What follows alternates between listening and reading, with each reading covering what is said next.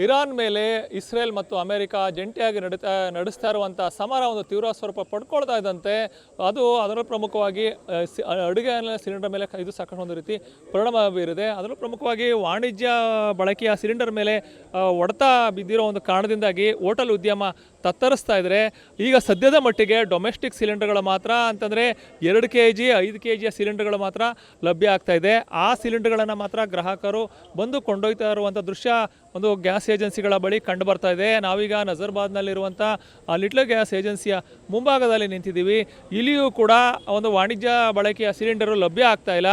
ಇಲ್ಲಿ ಕೇವಲ 2 kg 5 kgಯ ಸಿಲಿಂಡರ್ಗಳು ಮಾತ್ರ ಇಲ್ಲಿ ಲಭ್ಯ ಆಗ್ತಾ ಇದ್ದು, ಗ್ರಾಹಕರು ಕೂಡ ಆ ಸಿಲಿಂಡರ್ಗಳನ್ನ ತಕ್ಕಂತೆ ಹಳೆ ಸಿಲಿಂಡರ್ ನೀಡಿ ಹೊಸ ಸಿಲಿಂಡರ್ಗಳನ್ನ ಕೊಂಡೊಯ್ತಾ ಇರುವಂಥ ದೃಶ್ಯ ಕಂಡು ಬರ್ತಾ ಇದೆ. ಸದ್ಯಕ್ಕಂತೂ ವಾಣಿಜ್ಯ ಬಳಕೆಯ ಸಿಲಿಂಡರ್ಗಳು ಎಲ್ಲಿಯೂ ಕೂಡ ಲಭ್ಯ ಆಗ್ತಾ ಇಲ್ಲ. ಇದು ದೊಡ್ಡ ಮಟ್ಟದಲ್ಲಿ ಹೋಟೆಲ್ ಉದ್ಯಮಕ್ಕೆ ಹೊಡೆತವನ್ನು ನೀಡಿದರೆ, ಕೇವಲ 2 kg 5 kgಯ ಒಂದು ಡೊಮೆಸ್ಟಿಕ್ ಸಿಲಿಂಡರ್ಗಳು ಲಭ್ಯ ಆಗ್ತಾ ಇರೋದ್ರಿಂದ ಗ್ರಾಹಕರು ಕೂಡ ಸಾಕಷ್ಟು ಒಂದು ರೀತಿ ನಿಟ್ಟುಸಿರನ್ನು ಬಿಡ್ತಾ ಇದೆ ಹೇಳ್ಬೋದು. ಒಟ್ಟಾರೆಯಾಗಿ ಇರಾನ್ ಮೇಲೆ ಅಮೆರಿಕ ಮತ್ತು ಇಸ್ರೇಲ್ ನಡೆಸ್ತಾ ಇರುವಂಥ ಒಂದು ಯುದ್ಧ ನಿಲ್ಲದ ಹೊರತು ಈ ಸಮಸ್ಯೆ ಬಗೆಹರಿಯೋದಿಲ್ಲ ಅನ್ನೋದನ್ನ ನಿಟ್ಟಿನಲ್ಲಿ ಒಂದು ಗ್ಯಾಸ್ ಏಜೆನ್ಸಿಯ ಮಾಲೀಕರು ಈಗ ನಮಗೆ ಒಂದು ಮಾಹಿತಿ ನೀಡಿದರು. ಎಲ್ಲದಕ್ಕೂ ಕೂಡ ಯುದ್ಧ ನಿಲ್ಲಬೇಕು, ಯುದ್ಧ ನಿಂತರೂ ಕೂಡ ಅದು ತಕ್ಷಣಕ್ಕೆ ಒಂದು ಸಮಸ್ಯೆ ಬಗೆಹರಿಯೋದಿಲ್ಲ.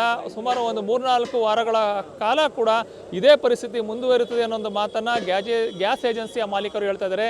ಒಟ್ಟಾರೆಯಾಗಿ ಆದಷ್ಟು ಬೇಗ ಯುದ್ಧ ನಿಲ್ಲಿ ಪರಿಸ್ಥಿತಿ ಯಥಾಸ್ಥಿತಿಗೆ ಮರಳಲಿ ಅನ್ನೋದು ಕೂಡ ಸಾರ್ವಜನಿಕರು ಸೇರಿದಂತೆ ಉದ್ಯಮಿದಾರರ ಒಂದು ಆಗ್ರಹ ಆಗಿದೆ ಮತ್ತು ಒತ್ತಾಸೆ ಆಗಿದೆ ಅಂತಲೇ ಹೇಳ್ಬೋದು. ಕ್ಯಾಮ್ರಾ ಪರ್ಸನ್ ಅರ್ಜುನ್ ಜೊತೆ ರಂಗಸ್ವಾಮಿ, ಪ್ರತಿನಿಧಿ ನ್ಯೂಸ್, ಮೈಸೂರು.